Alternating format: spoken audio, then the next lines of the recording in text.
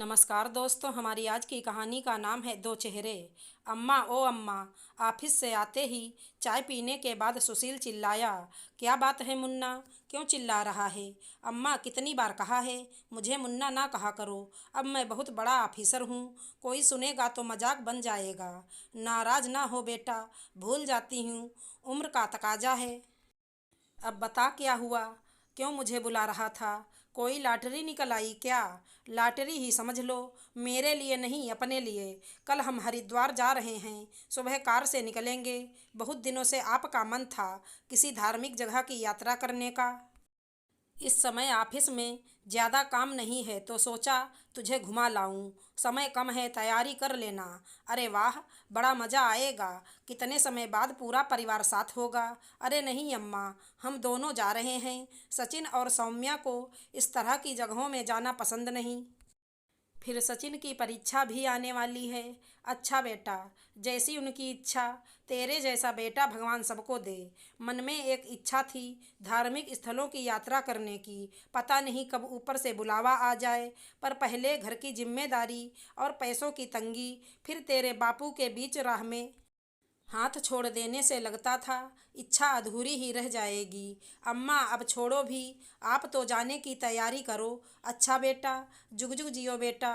इस राम दिन के कारण काम आसान हो गया, नहीं तो क्या बेटा? कौन सा काम आसान हो गया? जाते जाते माया जी रुक गईं। अम्मा, कुछ नहीं, घबराते हुए। बेटा, तू तो ऐसे घबरा रहा है मानो कोई शेर देख लिया हो। माया जी ने कहा, कुछ नहीं अम्मा, बस अचानक से पूछकर आपने डरा दिया। ऑफिस के किसी काम की बात है। अच्छा बेटा, एक बात पूछनी है, अचानक याद आई। क्या अम्मा? कितने दिन के लिए जाना है यही पूछना था, ताकि उसी हिसाब से कपड़े रख लूँ। जितने मर्जी हो रख लो, अपनी कार में ही जा रहे हैं। ठीक है बेटा, जाती हूँ। रात को बहुत प्यास लगी है, आज कमरे में बहू पानी रखना भूल गई, मैं जाकर ले आती हूँ। अरे ये बेटे के कमरे से इतनी रात को बातों की आवाज़ आ रही है। वैसे किसी की बातें सुनना अच्छी बात नहीं है, पर आज इतनी रात को बात कर रहे हैं, ज़रूर कोई टेंशन की बात है जो मुझे नहीं बतलाना चाहते। वैसे आज बिटवा कुछ घबराया हुआ भी था। सुनूं तो?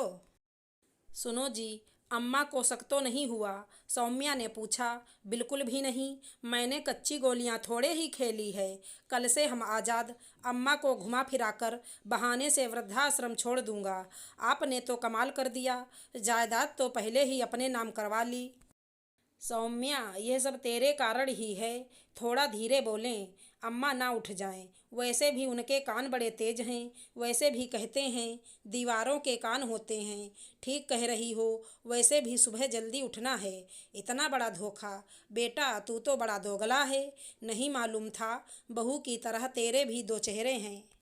मैं तो नहीं जाऊंगी, ये मेरा घर है। देखती हूँ कौन मुझे निकालेगा। सरकार ने हम बुजुर्गों के लिए भी कुछ कानून बनाए हैं। अगले दिन, अरे अम्मा, अभी तक तैयार नहीं हुई, क्या बात है? तबीयत तो ठीक है ना? बेटा, बड़ी जल्दी है मुझे वृद्धाश्रम भेजने की। क्या कह रही हैं अम्मा जी?